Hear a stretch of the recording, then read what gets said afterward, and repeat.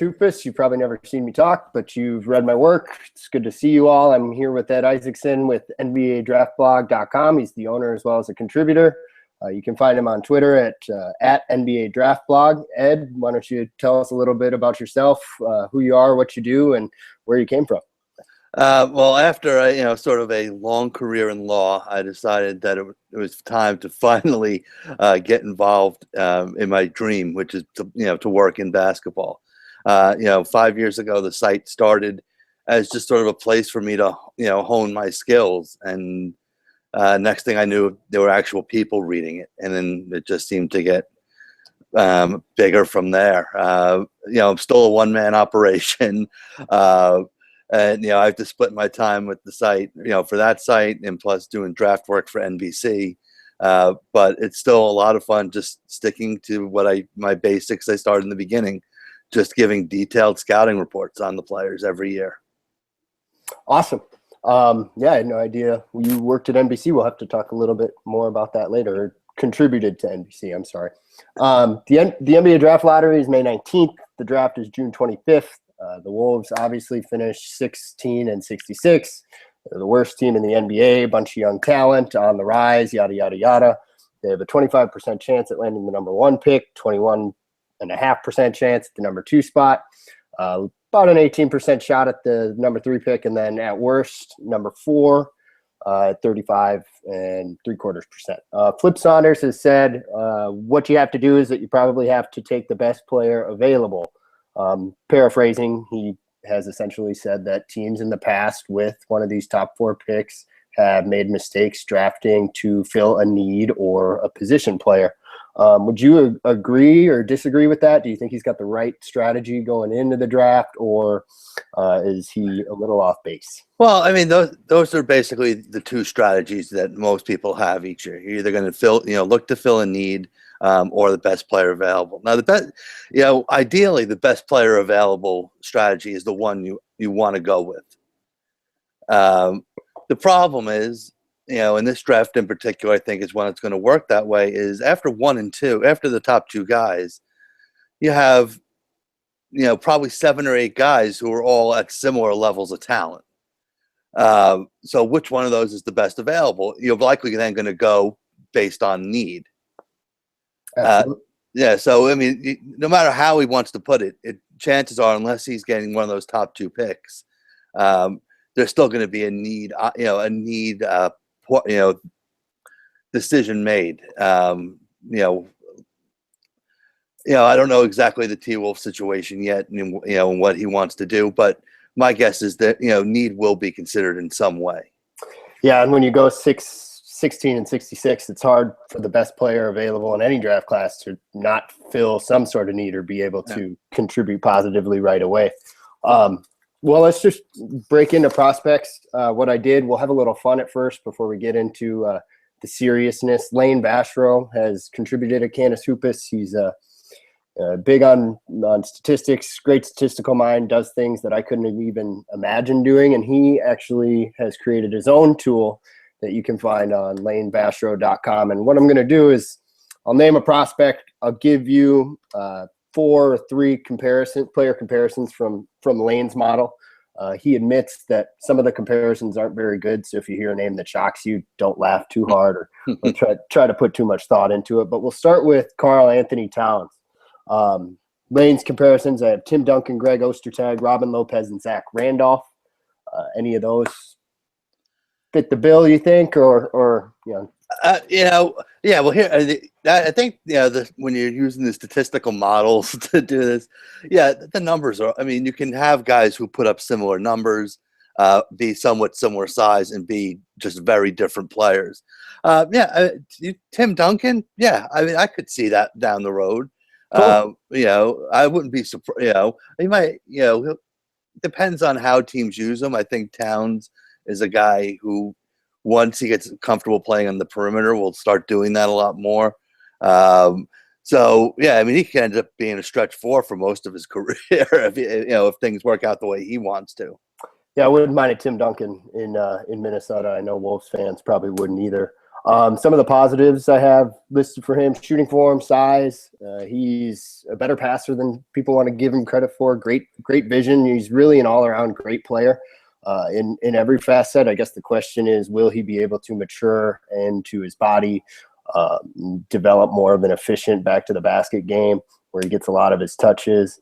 Some of the knocks on him maybe were post offense, not quite as explosive as he needs to be right now, as well as getting into foul trouble. He only played 20 minutes a game in school last year. So what can you say about his upside, and then what are you worried about with him taking the next step? I mean, the foul, just because you mentioned the foul trouble, and that's, again, this is sort of where it comes in. When you look at the numbers just on their face, it doesn't look good. But when you've watched Kentucky and you know how their defense worked, and the fact that they would have all their perimeter guys pressured, knowing that if they get beat, they'll have Towns, sitting in the back waiting. So he was put in a lot of bad situations he wouldn't be put in, probably at the next level. So I wouldn't be so concerned with that. My biggest worry about him is he's always been kind of soft, even as a high school player. The only time in last year, the only times you really saw him aggressive was, when he would go up against these undersized big guys. Towns is almost 7 feet, 260 pounds or so. And he looked fantastic when he went up against 6'7" and 6'8" big guys. So it'll be interesting to see, how when there's someone who's willing to push back, how he's going to react to it. I know I have a stat here. Draft Express has he turned over 18% of his possessions on the low block. So he's kind of indecisive in his back to the back post game, not quite as refined as Jahlil Okafor, who we'll talk about in a minute. Are you familiar or well versed with John Calipari's platoon system? Can you? Yeah. Oh yeah. Can you expound a little on it? I don't know too much about it, and I'm sure there are people who know less than I do. The way his program has worked the last 4 or 5 years since he's been there is he brings in a top class full of guys, and more often than not, that whole class will usually leave in a year. Last year ended up being a bit different, where the freshmen, a big group of the freshmen decided to stay, but he had already recruited his next group to come in. So he's left now with, in his mind, he has 9-10 McDonald's All-Americans on his team. So in order to keep everyone happy, he came up with this platoon system. He broke each group in, it was 5, 5, and 5, a blue squad and a white squad. And early on in the year, he would literally sub in 5 guys in, 5 guys out. Each platoon had 2 big guys, a point guard, and a couple of shooters. So they were very balanced groups. Until Alex Poitras got injured early in the year, and then all of a sudden you're down to 9. So the platoon isn't working the same as it was, because he didn't add a new guy in. He just kept his 9-man rotation. So but the way it worked is, guys would only play between, most guys averaged between 20 to 25 minutes a game at most. And for a lot of the younger players, it really wasn't great for their development. And did it have what kind of impact would you say it had on Towns, if any at all, that an NBA scout would be concerned with at the next level? I don't think there's anything for the scouts to be concerned with, because you have an understanding of what Calipari's doing. Sure. He said, so having that in mind, that his development probably didn't come along as well as it should have last year, because he's not getting the court time, which is probably the most important thing for these young players to develop, is to actually be on the court. And he wasn't in a lot of situations because Calipari had that luxury of being able to put different groups in, depending on what other teams did. So, it's not going to hurt him in the long run. It's just going to have him a little bit behind, say, someone like Okafor, who was out there as much as he possibly could. And in your opinion, do you think Karl Anthony Towns should be the number 1 pick, regardless of which team has that selection. No. I think it really depended on the team. I think there are some teams that if they get the number one pick, I really think Okafor would help them be both short term and long term over Towns, especially because you know exactly what you're getting. Towns is still more of a work in progress. Yeah, and that's the jump right into Jahlil Okafor next, who did sign with Bill Duffy, who is good friends with Flip Saunders, as most know. The Lane Vashro comparisons I have for him may shock you. I have Andrew Bogut, J.J. Hickson, and Chris Webber. Again, these aren't necessarily accurate. In Lane's description, he says this, so we're not putting any beef on him. But any of those strike you as accurate, or the Chris Webber one is interesting. I wish I really would like to see that one work, but no, Bogut. I mean, I could definitely see a Bogut impact. Especially, I think one of the things with Okafor is he gets sort of a bum rap for his defense, which admittedly isn't great. But once he's been with an NBA training program and things like that, he's not going to be as bad as a lot of people want to make it out to be during this this couple of month period before the draft. So I think he can even become a Bogut level defender down the line. So the rim protection thing is a skill that you can see him develop, even though that's his biggest knock. I mean, he's not going to be the most explosive guy around the rim ever. It's just not the way he is. But he's not going to, he's going to challenge you. I mean, he'll try it now. He just doesn't have the movements down yet. That a lot of the shot blockers have to get into position. Once he does that, again, I don't see him, being a guy who's going to, lead the league in blocks or even be close. But he'll be enough of a threat that it'll make teams think, and that's going to be the biggest step up for him. Sure. Sometimes the biggest issue is just be a willing defender and let everything else come. Well, the low post game, it's been well documented. He's a very polished post player. From the few games that I've seen, it's pretty incredible how he's able to maneuver, how comfortable he is in the post. He also draws fouls on 18% of his post-up possessions, according to Synergy, and he shoots an incredibly high percentage around the rim. The offensive rebounding is a skill I don't think people value a whole lot with him, something like almost 4.5 per 40 minutes. Is that a skill you think people have undervalued and gotten lost with all his offensive qualities?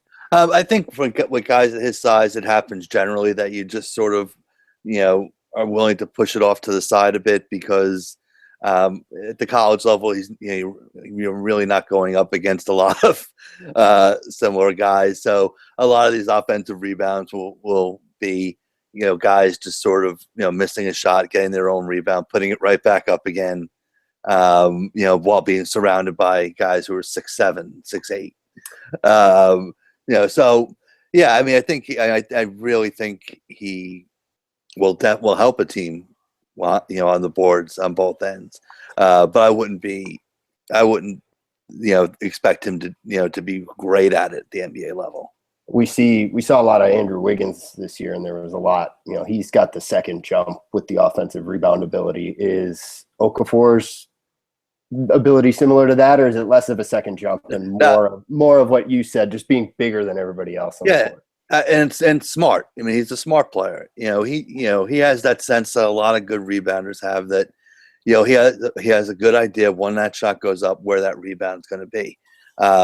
He definitely doesn't have that second. No, I don't know anyone who has that second jump ability like Wiggins, but most big guys don't really have that, and especially with Wiggins' size, he's very bottom heavy. So you're not going to see him. For him, it's more about being smart, getting position. And just, the biggest thing for a lot of these guys, just get your arms up. With your size, if you put your arms up, more often than not, you'll get your hands on the ball.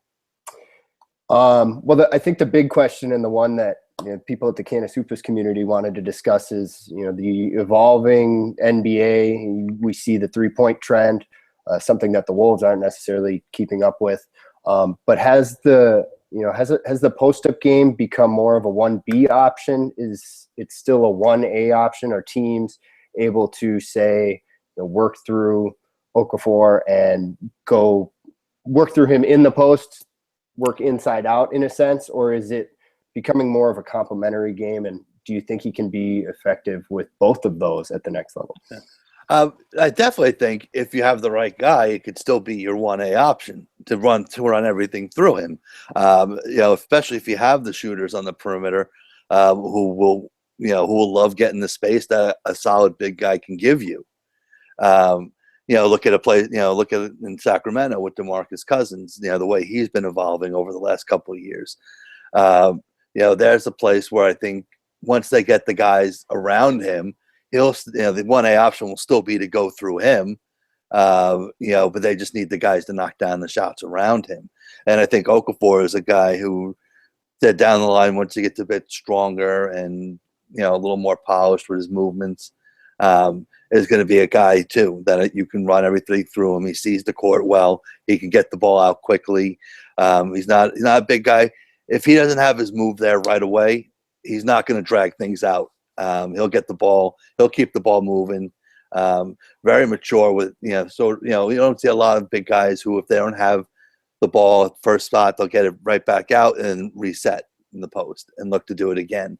He has those kind of things, which you're lucky if you see them in a 23, 24-year-old post. He's 18, 19, and he's already doing it. So if you get him, I could still see him being your primary option down the line. Yeah, I know he said before he's been double teamed since he's 12 or something like that. So he's very comfortable in the post. I know we talked a little bit about Andrew Bogut just a minute ago.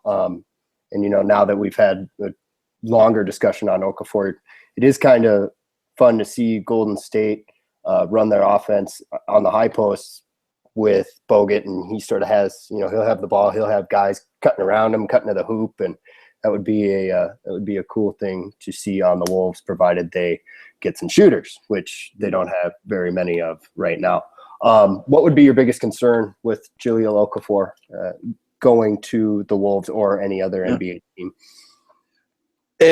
Right now, his game is very limited on the offensive end. Is very limited. He's a low post guy. And depending on what the matchups are going to be, he has to be a little more versatile. And you talk about putting him at the high post. That wouldn't work right now because he's no threat to do anything. So, it's something that he's going to have to add down the line. And I'm not, when you've been like someone like him, as you mentioned, he's been double teamed for so long. He's one of these kids who was a post player from a very young age. So for those guys, a lot of times it's tough to make any changes, or changes are going to be drawn out because they're so used to doing what they do. And I think it may take, 3, 4, 5 years before we see Okafor sort of make his game a little more versatile on offense. Would you classify his 3-point shooting in the same sort of needs to improve area? It might take a while. Is that sort of a release thing, or is it a fundamental, or is it purely in his head? There's definitely there are fundamental aspects to it that could be worked on. But for a lot of it, it's going to be, making those, little changes to the mechanics, and practice. And, once he gets comfortable, he should be fine. I'd say it's not going to be great. But when you see the national championship game this year, and you see him pulled out of the game down the stretch, that's not a great thing. No, I completely agree. It is a concern, especially when you see all the DeAndre Jordan and the Haka conversation. You just don't want sort of that extra baggage. I know it's pretty moot in terms of the overall big picture, but it's just something you don't want to have to deal with. Just make your free throws. Yeah. So he's the number one overall pick, regardless. You think over Towns? You don't think Towns is the number one? Yeah, well, we can call them 1A and 1B. Because they're very different. They're very different players, even though they're both big guys. I think Towns may have more, more upside, more potential. You can definitely do different things with him down the line. Okafor, you know what you're getting, and he's going to be productive. So, but I think if Towns becomes the player he could, that you hope he could be, based on the skills he has, he could be better than Okafor. It's really, you're not going wrong getting either one of them is probably the best way for me to put it. I do agree. It is sort of a two-person draft. If you're the Wolves, you have the worst record. Really suck to land outside those top two. If they do land at 3, I have D'Angelo Russell. The Wolves taking D'Angelo Russell. I know he's a guy that Flip scouted before. Combo guard, body type, 6'9" wingspan. He's 6'5". He's 180. Still 19, so he's still growing. Scored 19 points a game last year. He shot 40% from behind the three-point line and just under 50% on everything within there. Sort of the same. I guess he doesn't really have a defined guard position. Is he more of a 1? Is he more of a 2? What have you seen? What have you seen? I think if Russell has his way, he would be at the 1. The guy just loves to have, he loves to have the ball in his hands. And about halfway through this season, his coach at Ohio State basically said, okay, that's what we're going to do. We're going to let you do whatever you want out there. And he's surprised. He definitely surprised me with his passing ability. And he has a pretty good understanding of how to make reads on pick and rolls already. I don't know. I know people fall in love with his numbers, but having watched him game after game, I'm not the biggest fan of his. He to me is a guy I think who will put up numbers in the NBA, but will never. He's not going to be the point guard of a team that wins. They're going to win playoff series. He's the guy who's going to be flashy. He's going to be able to knock down shots. But I don't know a lot of guys who are going to want to play with, who will be happy playing with someone who wants to dominate the ball as much as he does. So unless he changes that, it's going to be a tough situation. I will bring up the player comps that I forgot to bring up at the beginning. I have Vastro's player comps as Brandon Knight, Ben Gordon, and Delonte West. Does any of those strike you as accurate?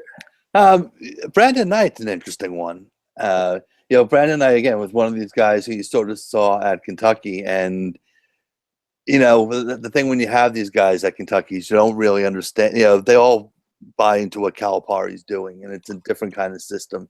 I think the player that Brandon Knight has become over the last year or two, is comparable to what Russell may become down the line. I got to admit, I sort of like the sound of that in theory when you consider D'Angelo Russell would be paired in the backcourt with Ricky Rubio, who is also a point guard with superior passing skills and phenomenal vision, looks to distribute. Do you think that tandem could ever work as a 1-2 punch? And what flaws would you see if not? I mean, Rubio is the kind of guy who can make it work. Again, the biggest issue with any team going forward is going to be getting Russell to buy in and, know that it's not going to be on him. He's not going to be the number one option. If he goes to a place like Minnesota, it's going to be Andrew Wiggins. It's going to be whoever else is out there. And a lot of these guys who are like, these high volume, shooter scorers, who come into the league, that's one of the toughest adjustments they have to make, is realizing it's not their show anymore. But if the coaching staff can get him to buy in, and let him sort of, learn to run, know that Rubio is going to find him in good spots and he'll get his points. If he buys in, he has the talent, to really make the T-Wolves a better team. Yeah, that's an interesting pick too, because you wonder, just from a T-Wolves perspective, how long Kevin Martin's going to be on the team. If Levine is put in the starting lineup and he is paired next to Rubio, does that move D'Angelo Russell? Could he be a 6-man type of role. So I think that's an intriguing situation if the Wolves are to draft him at 3 or even higher. Just one more question on D'Angelo Russell. Do you think he needs to extend his range? I've heard a little about his shot form. He might need to tweak it. It's an odd shot. He shoots it almost out in front of him, so it's a very low release. Yeah, I mean that's something when I get around to writing about him in the next month or so, that I'll definitely going to point out. There are a couple of guys in this draft who have that sort of issue, where they're able to get away with that at the college level. But there's one of the things that I do like about Russell is he just has a way of creating space. So on top of that, the list of concerns, it wouldn't be the highest. But it's just something that to make him a better player, if he makes that little change, it just makes him, a bit more attractive as a player for everyone. And does, as far as the range goes, do you think that's a valid critique, or do you think he can shoot well from beyond the arc already? I think for any guy coming in the league, making that adjustment to almost a 3-foot difference is going to be tough. But now Russell has the sort of body that I'm not concerned about. He'll be able to put the strength on where it's not going to be an issue for him down the line. I said the bigger thing for him is fixing the shot, so he has enough space to get it off.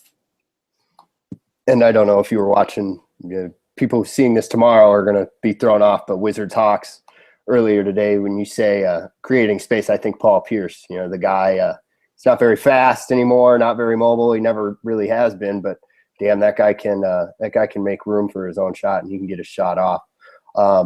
Let's move on to the next one. Willie Cauley-Stein, which may not be your pick. There's been arguments made for the Wolves to take him at the 4 spot if the Wolves are to fall there and he is to fall there. That may be a little high to you and other draft experts. I have first, let's do the obligatory comparisons. I have Josh Boone, Scott Pollard, and Patrice Young. Any of those? I think he definitely has the personality of Scott Pollard. He's a guy who will definitely make your team a little more interesting if you have him around. I mean, his game, we'll get to it in a minute, but his game is very odd, and it's very tough to find any real comparison to it because I've never actually seen a player develop in the way over a 3-year college career the way that he has. And that's not necessarily good. It's a very strange way he's gone about it. Is 2 questions. Is that a product of the Kentucky, what Calipari has going on with all the talent that is cycling through? Is he sort of that middle-aged sibling who sometimes is remembered, but other times he just gets lost by the wayside? And then I guess the follow-up question, you mentioned his attitude. Can you talk a little bit? I hate to ask you to talk about, but can you talk a little bit more about his attitude? I know it's been touched on before, but I've been pretty ignorant on all this draft stuff up until last week when I started to do some brief reading, and I just understand, from my understanding, he may not be completely invested in basketball as a career. That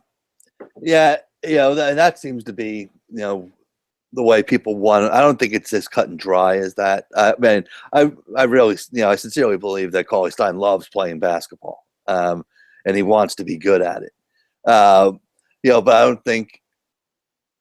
I don't think it's going to be. I don't know if he'll ever put the effort in that a lot of teams will want to see him do it. Like he's not going to be a guy who's not going to show up.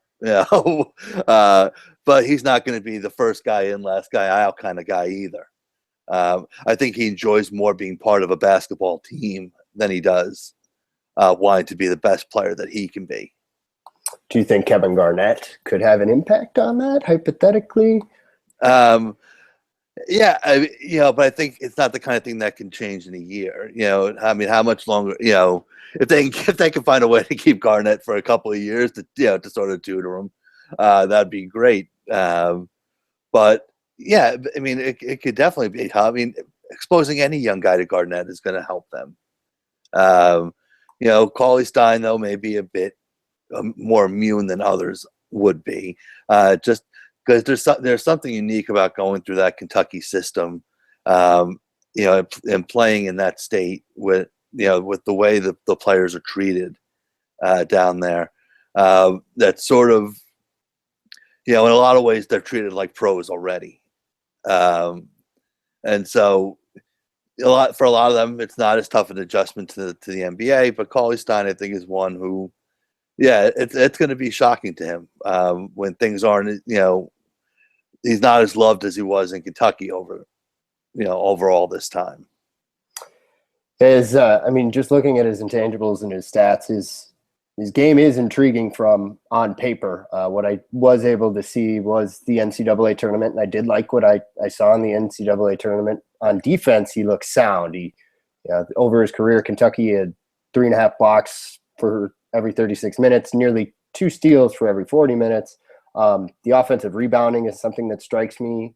That would be a Flip Saunders attribute that he would like.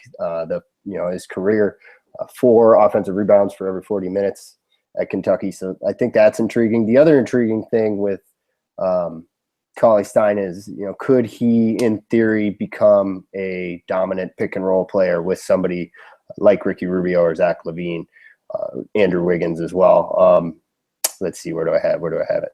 61% on field goals as the roll man, non-post-up situations. And then in transition, he's nearly 80% on all shots in transition. So he's good in the open floor with guys like Wiggins, Rubio, and LaVine, guys who like to get up and down the court. That would be a nice compliment. So as a fit, from what you know about the Wolves, do you think he could fit all personality issues and all of those other variables aside? I think he would fit. I don't think he would be I don't think if you have him, he's going to be sort of your starting big man.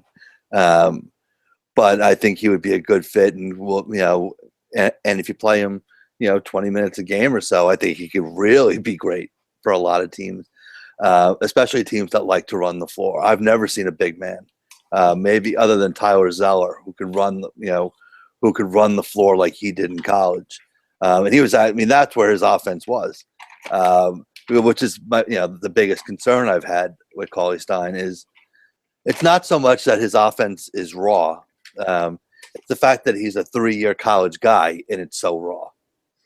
We're not talking about a 19-year-old kid. Cauley-Stein's going to be 22 by the time next season starts. He's not new to basketball. He's been playing. So it's kind of hard to figure out how can he still be so bad.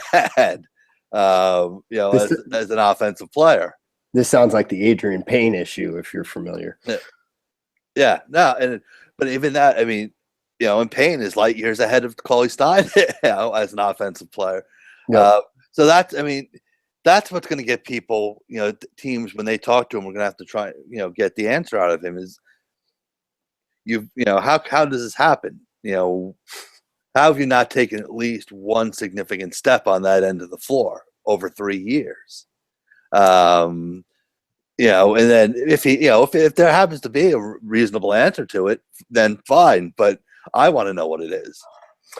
To be fair, he did improve his free throw percentage throughout his 3 years, but that's a minor thing in the scheme of things. Well, if the Wolves do fall to number 4 in the draft, is Willie Cauley-Stein somebody you consider there based on what you know about the Wolves, or what are some other prospects or options you think would be available and a good fit? There are guys like Justice Winslow, who I think is, he's not going to be a star for you, but he's going to come in and do a lot of the things that his coach will want him to do, want his team doing. He's going to go out there. He's the kind of guy that Garnett will actually like having, because the kid's going to go out there. He's going to play hard. Another guy who can run the floor really well. Incredibly strong for his age. Then his offense. We're talking about Cauley-Stein's offense being raw. In a lot of ways, Winslow's is as well. But he improved throughout the year. And I think he'll at least become, I think an average 3-point shooter at the NBA level would be generous, but I think he could do it. So he's the guy. He's not going to be the kind of pick where everyone's going to get overly excited about. But if you're a coach, you'll be happy having him on your team. I have a few player comps that I just pulled up just to stick to the theme here. I have Matt Harpring, Chuck Hayes, Jamal Mashburn, and Brendan Dawson from Michigan State in 2012. Wow. Yeah, I mean, I could definitely see the Brandon Dawson one. The sad part is Dawson just never really became the player we had hoped he would in college. But yeah, I mean, it's again one of these things that you sort of Winslow was at his best in college when he was playing sort of an undersized four. Because he was just able to bully guys. And that's exactly what Dawson was. I think Winslow's going to have to become more comfortable, on the perimeter and playing as a wing, for him to really be worth a high pick for teams. But yeah, I mean, I could definitely see some of those. Matt Harpring's an interesting one, but I could definitely see him being some of those a lot of those traits are in him. From just a random question popped into my head from what you just said. Do you think he could play the four in small ball lineups? Is that's something you see possible? I know we saw it with Chase Budinger in the Minnesota Timberwolves, or is he still? Are you saying he needs to work on his perimeter and ball skills and outside shooting before something like that's able to happen? Yeah, I mean, if your goal is to make Winslow the best player he can be long term, you want to get him comfortable on the wing as early as you can. No, but I think he's so comfortable as an undersized forward that a team can use him right away in that role. In a small ball lineup, and I think he'll be fine as long as you don't restrict him to that. I think it would be good for him to do it early on. We haven't talked. Well, first of all, any other prospects you think the Wolves should consider at 4? No, I mean, they said this draft is it's a two. To me, it's a two-person. Emmanuel Mudiay will be probably up in in that range as well. I don't see him really being a great fit with the T-Wolves. So I said, this is where we discussed is Flip going to go, best player available. There's a chance when he gets to his pick that Mudiay is going to be the best player available, and I'd be shocked if he takes them. If he took him. But the rest of this draft, when you look at 3 through 13, 14, to me are all just the same kind of guy. So you really can't go. You really can't go wrong if you take any of them. Look at a guy like Hazonia and Porzingis and whoever else sort of ends up being around that range. Once workouts start, you'll see guys start to move out of that late lottery and sort of get consideration at 5, 6. One guy to sort of watch out for with that is Kevon Looney, who I think teams with his physical attributes are going to make him attractive. He's nowhere near ready to play at the NBA level, but with the right team in the right situation where they can sort of mold him, I think he's a guy who will be better in the long run than people sort of assume right now. Even though I'm not a big fan of him where he is. I think he really needs the right special situation to turn him into a good NBA player. But if the team has the support, it would be interesting to see if someone take a chance on him that high. This is who I lost track who we were talking about. Kevon Looney. Out of UCLA.